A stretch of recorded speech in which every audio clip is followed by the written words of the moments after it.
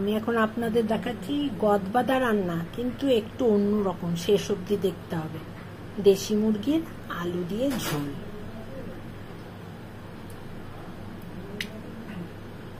একটু তেল দিয়ে দিলাম।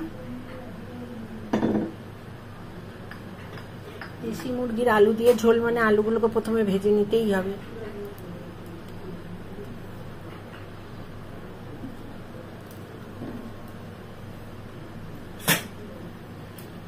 আলুগুলোকে আমরা একদম বেশি আঁচ দিয়ে দিলাম। আলুগুলোকে আমরা একদম ভালো করে লাল লাল করে ভেজে নেব।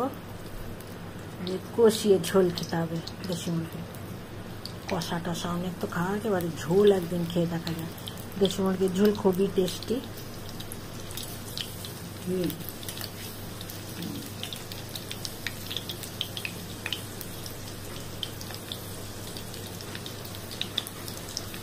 আলুগুলোকে আমরা ভালো করে ভেজে নিই।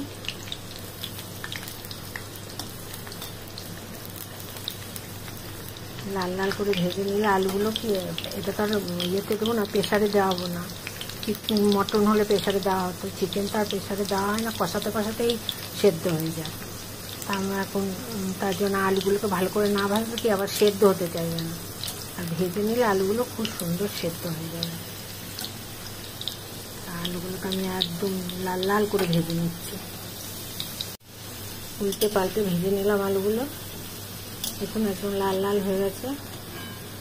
আমি এবার আলুগুলো এক এক করে তুলে নেব।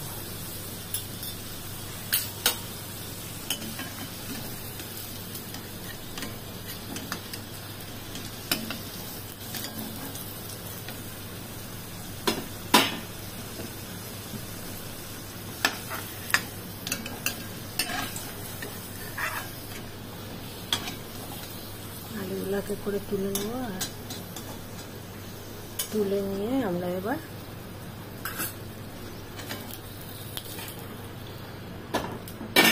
গরম মশলা দিয়ে দেবো ফোড়নে।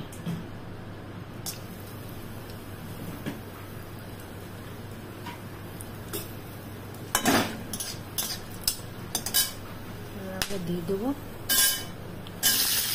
পেঁয়াজ।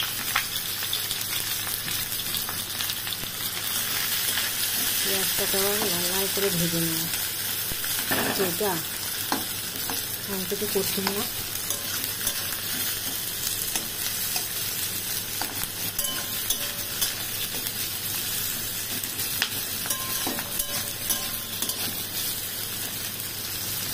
পেঁয়াজগুলো একটু লাল লাল করে ভাজবো।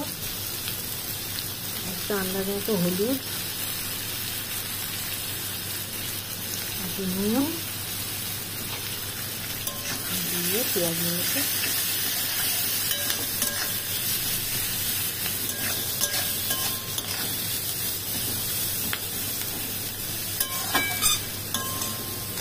দেশি মুরগি খাওয়াই ভালো, কারণ ওই মুরগি ব্রয়লার মুরগি বলছে ওর মধ্যে অ্যান্টিবায়োটিকের ইঞ্জেকশন দেওয়া থাকে, না খাওয়াই ভালো বেশি।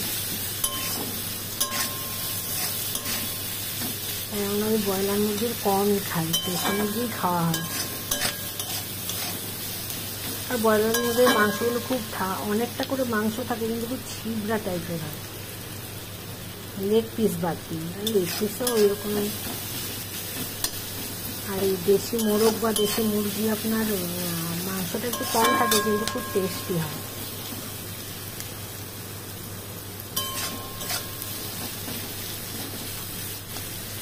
আর একটু লাল লাল করে ভাজা হোক।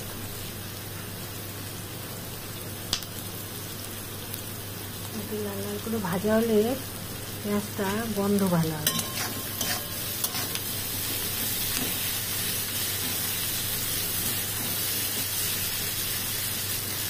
ফুল আঁচ করে দিয়েছি। এই দেখুন অনেকটাই ভাজা হয়ে গেছে।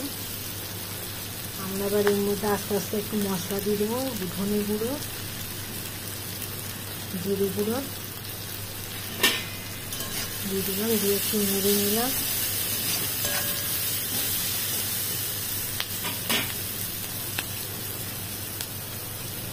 আর একটু ভাজা হোক, জিরে ধনের গন্ধটা চলে যায়। তারপরে একটু লঙ্কা গুঁড়ো দিয়ে দিলাম, একটু কাশ্মীরি লঙ্কা আর ঝালের লঙ্কা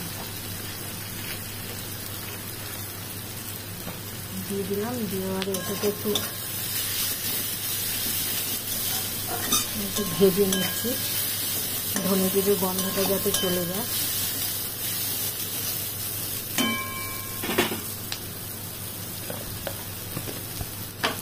আমরা একটু ব্যালেন্সের জন্য একটু গুড় দিয়ে দিলাম। আমরা চিনি খাই না, আমরা তো গুড় খাই।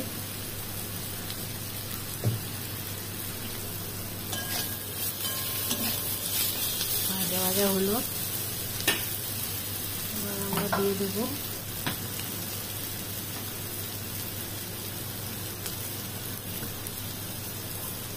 আদা, রসুন, পেঁয়াজ, কাঁচা লঙ্কা বাটা দিয়ে এটা আমরা একটু কষিয়ে নেব।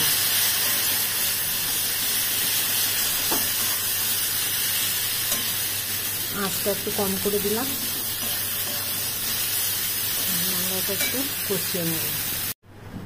মশলাটা দেখুন মোটামুটি কষা হয়ে গেছে। আমি এবার এর মধ্যে মুরগিটা দিয়ে দেবো।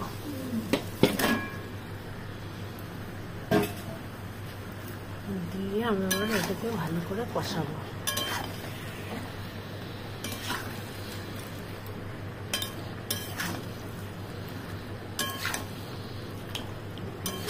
দেখেই বুঝতে পারছেন দেশি মুরগি,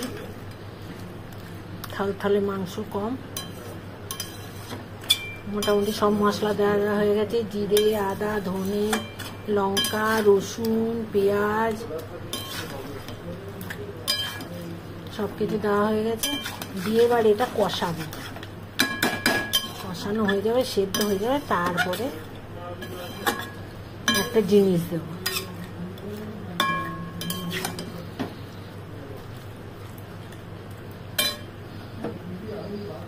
তেল ছাড়া অবধি কষাবো। প্রথমে জল ছাড়বে, তারপরে তেল ছাড়বে, তারপরে এটাকে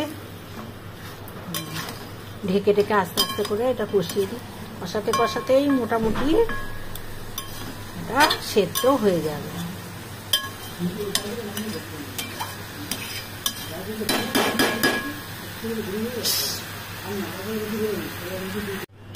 ঢাকা দিয়ে কষাচ্ছিলাম, এবার ঢাকাটা আবার সরিয়ে আবার একটু নেড়ে দেব।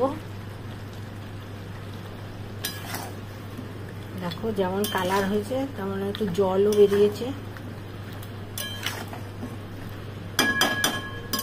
এমনি কষা হলে আর ঝোল দিতে হতো না, জল দিতে হতো না, কিন্তু আমি তো একটু ঝোল করবো আজকে, আমি তো কষা করবো না, একটু ঝোল করবো, তাই একটু জল দিতে হবে পরে, কষাবার পরে। তেজপাতাগুলো দিয়ে দিলাম আর একটু কসুরি মেথিও দিয়ে দিলাম। দিয়ে আবার ভালো করে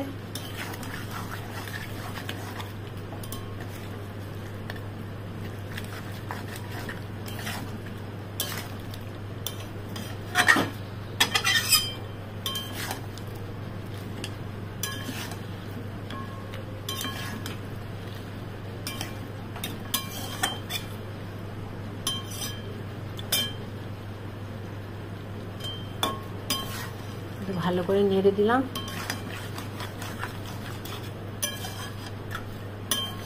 কষাতে কষাতেই সেদ্ধ হয়ে যাবে, আর অল্প করে জল দেবো ঝোল, তাহলেই হয়ে যাবে। এটা করতে তো বেশি টাইম লাগে না।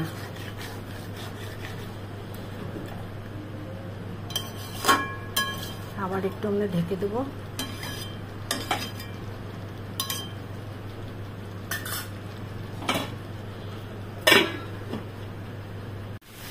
কষাতে কষাতে মাংসের এই যে তেল ছেড়ে দিয়েছে,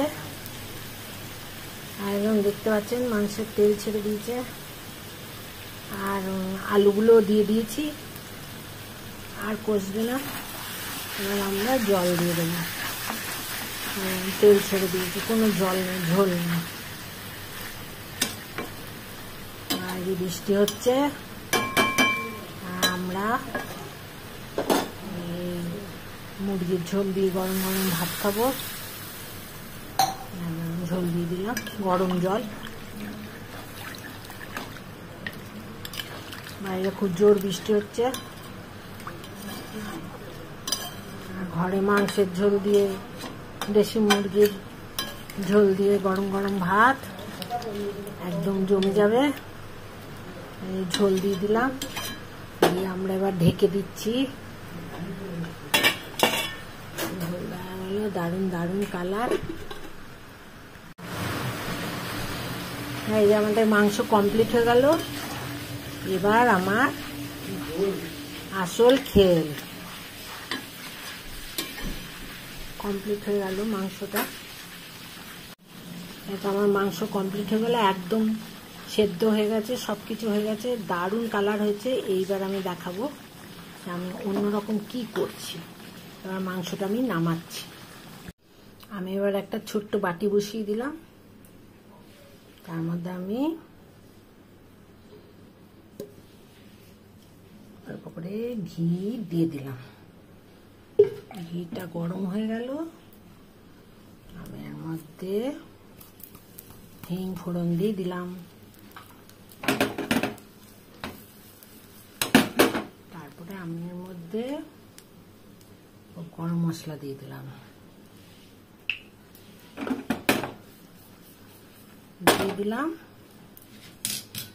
আমি এবার এর মধ্যে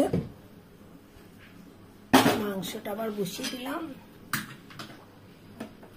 মাংসটা আবার একটু ফুটুক।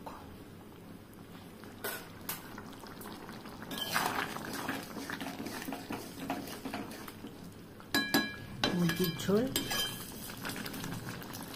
আলু দিয়ে, বাইরে বৃষ্টি, ঘরে মুরগির ঝোল আমরা মাখাও। আর এটা দিয়ে দিলাম, যেটা ফোড়ন দিয়েছিলাম, দিয়ে আমি এবার